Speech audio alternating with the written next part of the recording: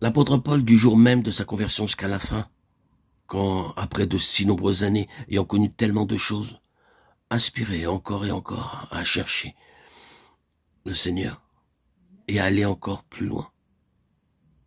Il avait vu Jésus de Nazareth glorifié. Il disait, c'est l'appel d'en haut. C'est aussi ce que nous lisons dans la lettre aux Hébreux.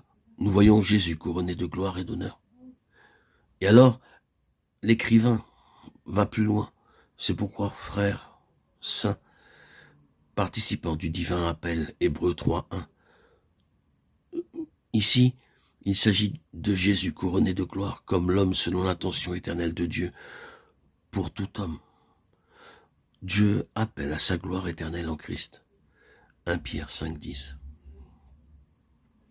Jésus-Christ, dans une humanité glorifiée, est le modèle, le prototype, la stature, la représentation de l'intention de Dieu pour tous ceux qui croient dans le Seigneur Jésus.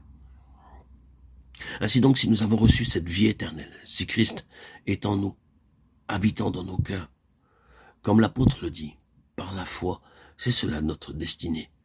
Nous avons la base d'une vie incorruptible qui émergera tôt ou tard dans la plénitude de cette gloire. Cette vie le connaît maintenant comme notre représentant.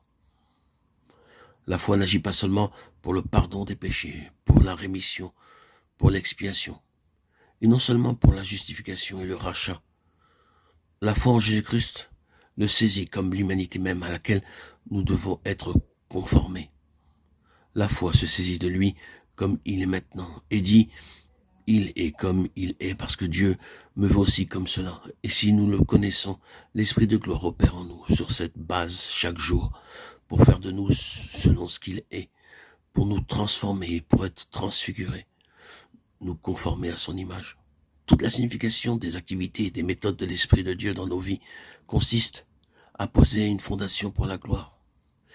Et cette fondation est sur ce principe de l'incorruptibilité. Que le Seigneur nous enseigne comment garder clairement cela dans ce monde corrompu. Comment le garder limpide hors de ce vieil homme misérable et corrompu. Vous rappelez cette magnifique image, quoique si simple, cet homme avec son râteau pour le fumier et avec une couronne de gloire sur sa tête. Il était tellement occupé avec son râteau, si obsédé de ce qu'il était en bas dans la boue, qu'il ne voyait pas la gloire et qu'il a tout perdu. Ce fumier, c'est notre vieil homme. Et nous tournons toujours autour de lui pour voir si nous pouvons trouver quelque chose de bien en lui, une certaine gloire. Nous sommes, semble-t-il, incapables d'apprendre ces leçons. C'est qu'il n'y a aucune gloire dans ce domaine, et qu'il vaudrait mieux cesser nos vaines recherches. Disons cela à ce vieil homme et ne tournons plus autour de lui, ne le regardons plus. Détournons nos yeux de lui, regardons en haut vers le Seigneur de gloire, et vous trouverez le chemin de la gloire. Nous sommes appelés à sa gloire éternelle. 1 Pierre 5:10. Nous sommes engendrés par la résurrection de Jésus-Christ pour un héritage incorruptible qui ne passera pas et qui est réservé dans le ciel. 1 Pierre 1:3-4. Combien grand est le merveilleux appel de cette vie, de ce que nous avons par la foi dans le Christ Jésus, et de voir comment tout travaille pour ce but. Mais assurons-nous, comme un cher vieux serviteur de Dieu, qui maintenant est avec lui, le disait toujours, demeurons sur la ligne de gloire.